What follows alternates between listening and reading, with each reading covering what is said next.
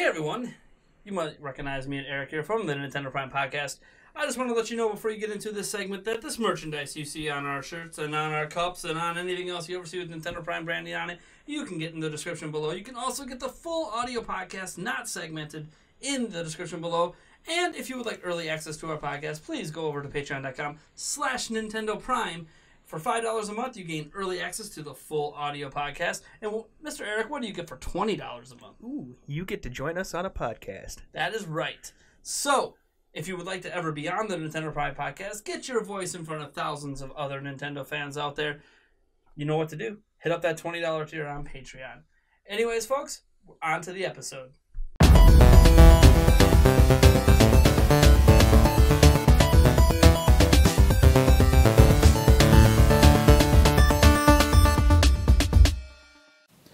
All right, so we're going to move on to our second topic. Again, this podcast is going to be a little sped up because we're on a little time schedule.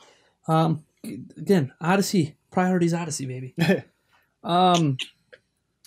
So this second topic's about stock, and we've talked about Switch stock and all this stuff in the past, but I wasn't going to have this topic, and then Reggie decided to open his mouth. Actually, surprisingly, Reggie has not been talking much. Maybe it's because of his promotion. Now he's on like the board in Japan, so maybe he's just spending a lot of time in Japan now. Could be, but he kept his position at Nintendo America, so it's like, so no one else is talking in your stead, so we just never hear anything from Nintendo anymore. Yeah. But he did an interview with The Verge, and he said, whenever we launch a system, he's talking about the Switch here, we place very high expectation on ourselves. I wish we would have had more hardware. Our inability to meet demand is not something that is satisfying in any way, shape, or form, and we're working hard to satisfy as much demand as possible. I expect that our chief executive, Mr. Kimishima, will comment on this. And when he says that, he's referring to the October 30th investors meeting, which is their quarterly update. So we're going to get like sales updates through last month. For Switch and Breath of the Wild and blah, blah, blah. Mm-hmm. So you're not going to hear what, they might tout Odyssey sales like, the first week or something. Because they'll have that data, and that always excites investors to talk about that. But opening day sales, Yeah, day one. And it's going to be interesting because when we go to launch tonight, I actually thought about including it in this month's video vlog that's exclusive for our Patreon backers. Getting some footage when we're at launch tonight, because this is the first launch I'm going to for a major game where there's 3 major games launching at the exact same time at the store. I mean, Assassin's Creed Origins, the Wolfenstein 2, the New Colossus, and Super Mario Odyssey are all launching tonight at 11 p.m. Whoa. Oh, boy. Yeah. And I'm only getting one of the 3. I actually want all 3. But I'm going to wait for Wolfenstein for Switch. And Assassin's Creed Origins, I'm going to wait and see what it's like on PC. Because I'll probably end up getting it on PC. Not interested. And I'll probably hit like a sale. You might not be into it. It's cool. Yeah. I loved Assassin's Creed through... I thought the first one was a good idea. Executed poorly. Second one was great. The first sequel to the second one was great. And then it kind of went downhill. And then Black Flag came out. That was great. Then it went down... Then it went downhill again. Origins, I think, looks really, really good. When Jim Sterling is saying nice things about the game, and he's got a whole segment called Ubisoft, making fun of like all the bad decisions they make, and he is saying that the game is good. It's like, okay, come on. Like, one of Ubisoft's biggest critics is like, yeah, this is actually pretty good. Like, I'm all right. Well, he's saying it's good. I got the Sterling stamp of approval to play that game. So nice. So I'm probably gonna pick it up because I love the Assassin's Creed games. Just I couldn't justify buying the last 2, but even though Unity was apparently a good game, but there's so many bugs. So many bugs. Anyways, they didn't patch them out. No. I mean, they did eventually. Obviously, it took them like a year. Yeah. Ooh. But that seems to be, in a way, a pattern nowadays with especially some of these companies where the yearly releases. They just put it out and there's so many bugs. It's basically like they skip beta testing, they skip everything, and they just kind of put it out and you're kind of their beta testing. I think it's a tight development schedules. Like we saw this with NBA 2K18. Yeah. When you have these yearly franchises, and no Assassin's Creed game is made in 1 year, by the way. It's a rotating team. So they work on it for 2 to 3 years. But they're on that very, very tight 2 to 3 year schedule. where if things go wrong in development, like when things went wrong with Breath of the Wild, they delayed it. Mm-hmm. They can't delay when they're trying to hit a release date every year. Like NBA 2K18, this is the day it comes out every single year. It's got to be ready by that day no matter what. That's the schedule. Mm-hmm. And if the game isn't truly ironed out with bugs, oh well, we'll patch it later. Yeah, but this is why even with the sports titles, this is why I had two ideas for sports titles. You guys let me know what you think. My one idea was that you release like one new retail copy of the version like every 3 to 4 years when you know you're going to have a big graphical overhaul. Mm-hmm. Otherwise, when the new season props up, you charge $20 to renew for the new year. That gets you the new rosters and any of the new features, like if they want to add a passing cone in or something, instead of complete, just because they're just using the existing code most of the years anyways, just adding stuff on. Release a patch for it like that, and anything that's not ready, that's buggy, you don't have to release it. You can be like, hey, look, we're going to add features over time, like a season pass kind of thing. Right, sure. And then you're just buying that one version. You're paying for a little, DLC basically every year for a few years. And while you're doing that, they're actually working on the next Madden engine or the next NBA 2K engine, and stuff behind the scenes. And when it's finally ready, they bring it out. That's one idea I had. The other Not a bad idea. Yeah. The other idea I had is that, they basically, because I don't want rotating teams. I don't want them to do a Call of Duty or an Assassin's Creed. That's largely why those games are so inconsistent in quality. Yeah. There's basically one studio at Ubisoft, one studio at Activision that's really good at making Call of Duty games and really good at making Assassin's Creed games. All the other studios are just okay.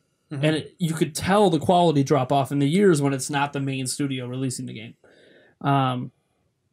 So my thought process is that stop doing it yearly in the first place. Yeah. Do it, like just get rid of the idea that these games have to come out every. And I know it's hard. It's hard for like FIFA.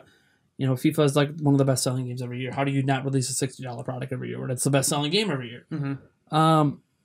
But that's why I said, if you don't want to wait every 3 years, do it every other. Mm-hmm. Every other, release a new $60 product, so you have time to iron out any bugs. And again, you can still charge $20 to access the online and the new rosters or whatever after a certain date. And then you don't even have to update the game then. All you're going to do is look, all these FIFA owners, you want to play it for the new season, you just got to pay a fee. You can keep playing the old FIFA if you want, but you're not going to get any more roster updates. Because we know the roster updates always get cut off for the old version, usually after the Super Bowl, like in Madden. Right. After Super Bowl, you have one more roster update and you're done. Right. You want more roster updates, you got to pay for it. You want to play, you can even cut off online play at some point and say, hey, look, you want to play online, you got to. It's all packaged together. And I understand that it might overall be less profitable to do this, but EA doesn't care. Oh yeah.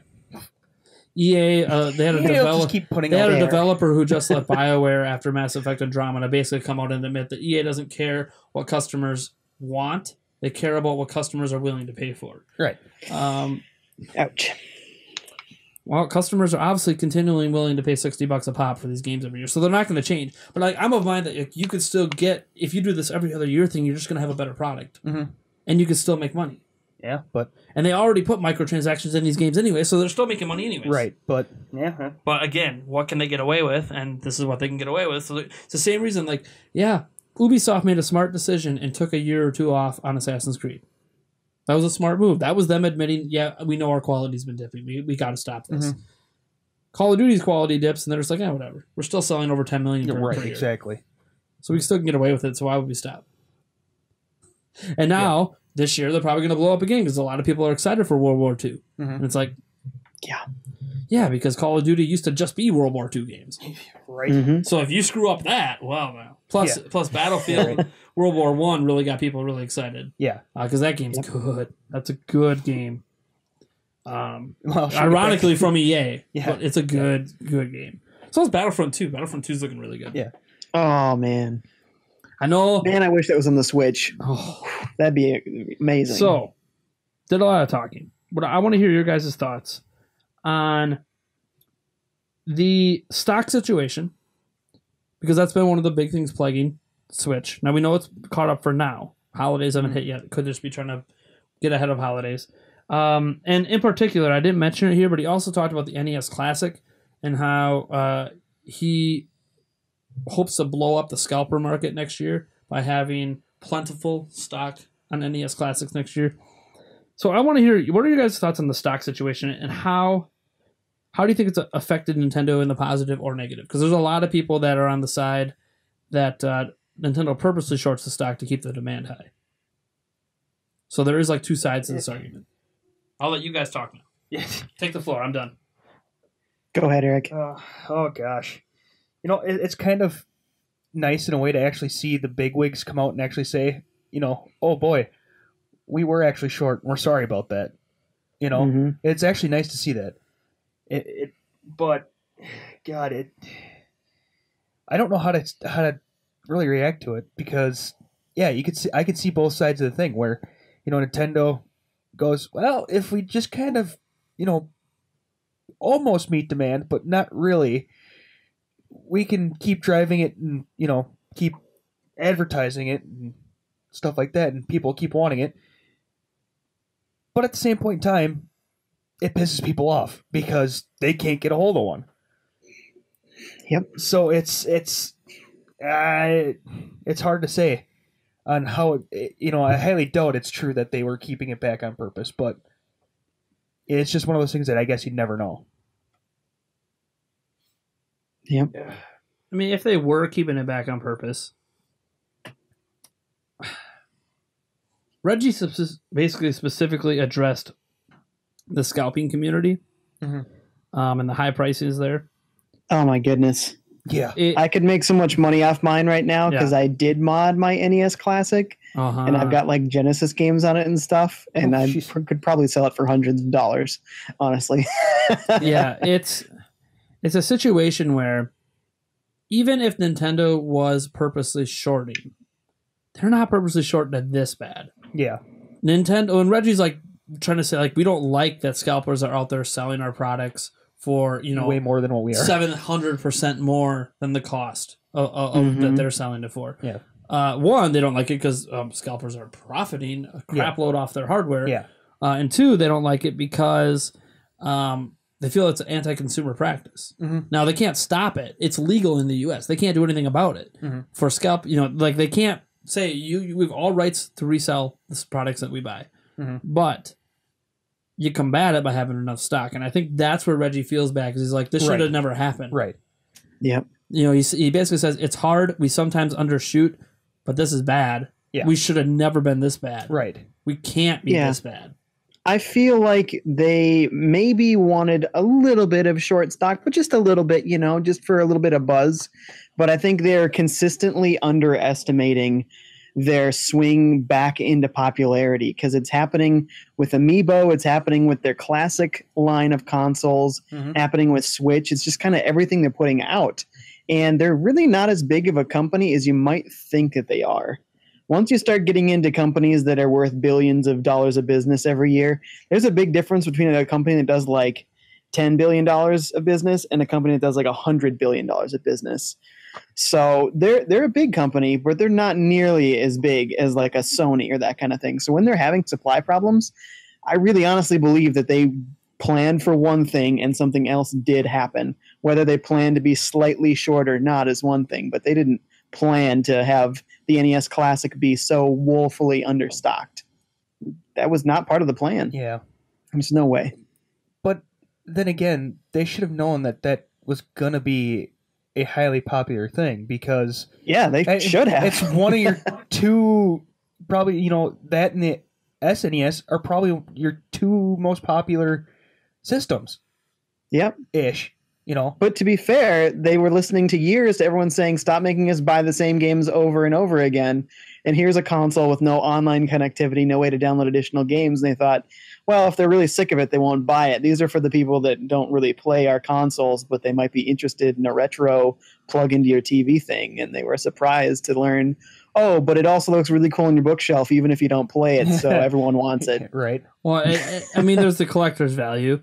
On top of that, there's the fact that for all the times that people want to get upset about having to rebuy the classic games on Virtual Console and all that stuff, you can't get all those games for that price on Virtual Console. Right. Hey, you can't get those games at all on Switch. But Nope. Get on that, Nintendo.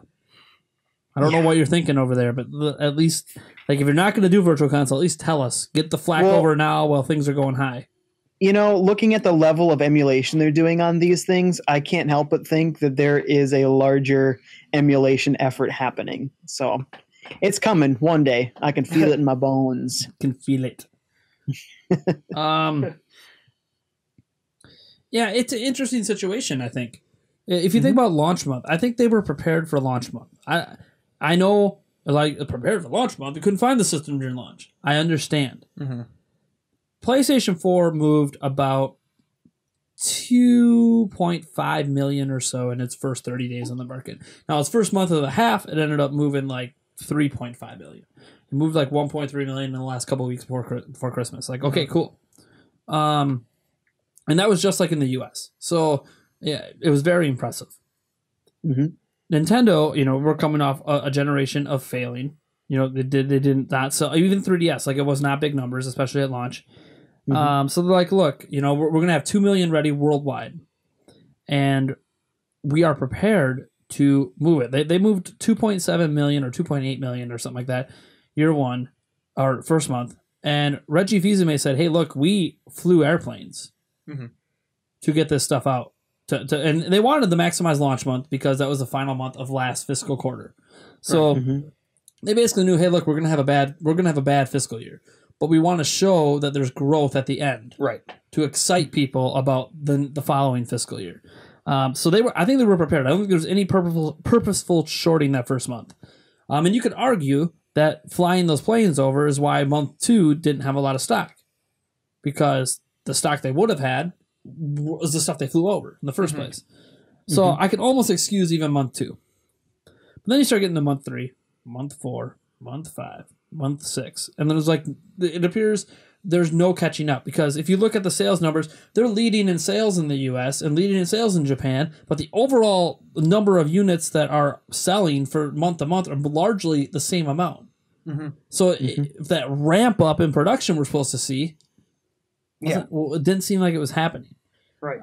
Now we know we've talked about it in the past. There's been rumors about shortage of parts and blah blah blah blah. Like, Nintendo was stuck; they couldn't increase it until recently, where they got some new partners, and that's what's led to them able to have so much supply right now. Because it is, like, I'm telling you guys right now, even for Odyssey and all this stuff, like, if you want to switch any point this year or early next year, get it now, because this is a holiday period. This kind of ramped up production isn't going to be forever. Yeah. And because of holidays, it could be sold out until February, March next year. You're going to want to get it now. But especially, I'll tell you what, they've worked on some of the kinks. The new Joy-Cons that come with have been confirmed to not have the left Joy-Con problem. It's fixed now in manufacturing.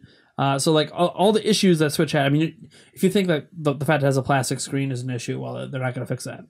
That's part of what makes the system cost what it does. It's fine. Yeah, it's fine. Just buy a glass protector. Yeah, right, they even sell them. Yep. Before you had to get them online, and I know some people don't want to wait. They now sell them in stores. I was just at Walmart the other day. It's $10. Is it a little more pricey than online? A little bit, but you don't have to wait. But you don't have to wait. You get it day one. Yeah, protected. And there's almost always a 2-pack of it too. So if you screw it up once, you got another one in there. Yeah. I mean, it's whatever. And those aren't meant to last forever anyways. They just help prevent scratches. If you do happen to drop your Switch, that'll probably crack, because the plastic screen don't really crack. Yeah, no. That's kind of actually the nice thing about it is if you crack your screen, that's not the plastic. Yeah. So you're fine. Just take that off, put a new one on. That's the one benefit of plastic, is it actually is a little more durable on drops like that. And since the glass protector's on, you're not going to scuff it because it's hitting the glass. So in some ways, you could argue it's actually almost better than just putting Gorilla Glass on there and then a glass screen on top, and then when you crack the glass on top, it might have also cracked the glass underneath. Yeah. I've seen that happen on phones, so it's almost, I wonder if it would be iPhone. You want to try something revolutionary, because you always talk about revolutionizing everything. Instead of releasing the hardest glass ever, include like the hardest glass ever as a glass screen protector with your phones, but go with a plastic front screen. But put it on for us, please. Well, you can. It's a pain in the arse to put on sometimes. You can even pre-apply it. Yeah. So you just say, look, we have a plastic screen underneath. You don't need to use it, but we have pre-applied a screen protector. Of course, Apple's That's a good idea. gonna be like, oh well, if you crack that, you have to pay $100 to get a new one from us. For sure. But the thing is, people can just replace it with third party ones, Right? For cheap. So, yeah, my girlfriend would thank you. She is really bad about dropping her phone. Glass protector or not, she always ends up cracking the screen underneath. But she's dropped my Switch, and there is not a single dang mark on my screen. She's broken my glass protector once. I stopped giving it to her. I know. Anyways, that's neither here nor there. You're right. Yeah, well, I'm going to make a separate video on this. I've been kind of putting it off. Colin Moriarty. I don't know how many of you guys know him. He used to work for IGN. Kind of funny. Now he's got Colin's Last Stand, which is like a political, kind of educational channel. Yeah, historical stuff. Yeah, I mean, full disclosure, he is. He's basically a Republican. He kind of disassociated with them after Donald Trump because he does not like Donald Trump, but he very much has a lot of those kind of ideas, a lot of conservative thoughts. So, again, he's not going to be for everybody. But the reason I bring him up, very polarizing. Yeah, he's very polarizing. Smart guy. Knows a lot of stuff. Knows a lot about U.S. history that you guys probably don't know. So much. like his show, just for educational purposes, is awesome. But when he made a tweet the other day on Twitter that really fired me up. And I was going to make a video, but I got distracted by, Mario Odyssey's coming, right? Yeah. So he said he doesn't, because he hit the bold prediction he had, quote unquote bold, was that Switch was not going to be a sales success. That it would sell okay. It would outsell the Wii U. But it's not going to be it's not going to be a big deal. And a lot of people say, oh, he basically, I don't know why everyone is saying the Switch is a sales success, and I was wrong. PlayStation 4 moved, he says, I just looked at the sales update. There's 2 million units moved 6 months in the U.S. for Switch. PlayStation 4 did that in the first month in the U.S. And he's not wrong. He rarely will state something that's factually incorrect. Right. But he's twisting it into basically saying that it's not a success because it didn't sell as well as the PlayStation 4. Which, by the way, one of the fastest selling consoles ever. Yeah, ever. So not a fair yardstick there to measure against. But what also makes it not fair is, remember earlier I mentioned how the Switch and the PlayStation 4 basically sold the same amount of units in the same amount of time. It just wasn't all in the U.S. Right. PlayStation 4 staggered their release. It upset some people, but that's what they did. They released it in U.S. first, and then they staggered it to other countries. Yeah. Japan didn't even get it till the following year. That's crazy. Like the home country. Wow. Nintendo didn't do that. They went worldwide release. Mm-hmm. If Nintendo had concentrated all 2.8 million units in month one to the U.S., they would have sold out anyways. Yeah. Sure, yeah. As evidenced by the fact they sold 2 million of them by now. Yeah. By evidenced by the fact they sold more copies of Breath of the Wild than units. Yeah. They probably would have sold out in the U.S., even if not in the first month, the first 2 months. But Nintendo went worldwide, which is, we're talking about shortages here. I think that's a large reason there were shortages. Mm-hmm. PlayStation 4's, Sony's strategy of PlayStation 4, while annoying to people in other countries waiting to get it, as a U.S. person, we didn't have to wait, but I understand. Like, if you're in Japan, I can see how that really annoys you. Oh, yeah. Because it would annoy me. I hate when Japan gets games first, and then we might get them years later, maybe. Yeah. And I'm sure they feel the same way about games in the West that don't always go over to Japan. It's just an interesting situation in that he's not factually wrong, but I think he's wrong in the context he's twisting it into. He's twisting it to fit his narrative that the Switch isn't a success. Welcome to politics. I know. Well, that's the thing. That's the thing is, it's not just because he's a kind of a conservative. No, people who are liberal do the same thing. Political. It's politics. It's what politicians do. He's not even a politician, but it's just that's what people who are deep into that stuff. They can twist everything to fit their argument. And I'm like, so I replied back to him, and I'm like, dude, you're gonna twist it into your argument, right? All right, let me twist it back into my argument. How many units did Japan sell, or did they sell in Japan in the first month? All right, Switch outsold that in the first week in Japan. First day. Like I don't know. They do week by week sales, so I'm not sure if it was first day. But it's like mic drop. It's like, yeah, Guess what? PlayStation 4 outsold the Switch month 1 in the U.S. because the Switch wasn't only in the U.S. Yeah. Yeah, and so if my memory served me right, and I just looked it up now, they did try staggered releases in the past, and notably, in America, the Wii launched first. Yes. And that was their most successful console. So, yeah. So maybe it's one of those things that we can argue Nintendo should have staggered. Based on the shortages, they probably should have staggered. Yeah. Yeah, probably. I know it's hard because Zelda was just all the hype. Yeah. Yeah. And with it being all the hype, I bet they would have launched in U.S. first. I bet you that's the only reason why they did launch it everywhere, so that nobody had everything spoiled for Zelda. You know what I mean? Maybe. I don't know. That's got to be it. I don't know. It didn't stop them with Wii. So the way I look at it is... I don't think there was a game as big as Breath of the Wild. Exactly. So... Sales-wise, Wii Sports was better. Well, sales, but I mean, like, this is a game about your own experience and discovering all the crazy stuff they put in there. People don't care about spoilers for Wii Sports. I'm sorry. You're right. I'm sorry. You can unlock a different colored ball? Yeah. I knew everything there was to know about Breath of the Wild, and I still was fine. Right. But still. I think... I don't know. I'm not... It's hard to say Nintendo did it wrong. Yeah. I mean, it's working. But there's other things to consider, too. I brought this up, too. Like, they launched in a holiday period. Nintendo launched during March. Yes, exactly. Like, it's a huge difference in potential sales. Mm-hmm. Huge. And yet Nintendo still matched, like, worldwide. You know, and I kept saying, worldwide, even though it only released in the U.S. for PlayStation 4, that's not Nintendo's problem. They sold just as many units as PlayStation 4 did in the same amount of time. Yeah. That's right. Just worldwide. Yep. You want Nintendo to apologize for that?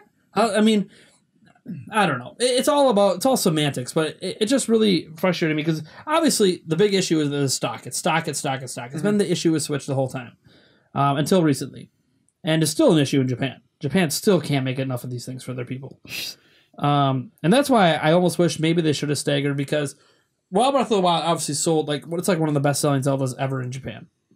I still think it would have sold really, really well in the middle of summer, and what they really should have did is had. Can you imagine if they staggered the release, made sure they caught up to U.S. demand before releasing anywhere else? So you give us 2-3 months, and then you wait until Splatoon 2 is going to come out. Then you bring it to Japan when you can fully stock Japan for that launch. Yeah. Because then you would have had the big burst in the U.S., caught up, and then all of a sudden U.S. sales are going to continue because we're still getting all the games, just like normal.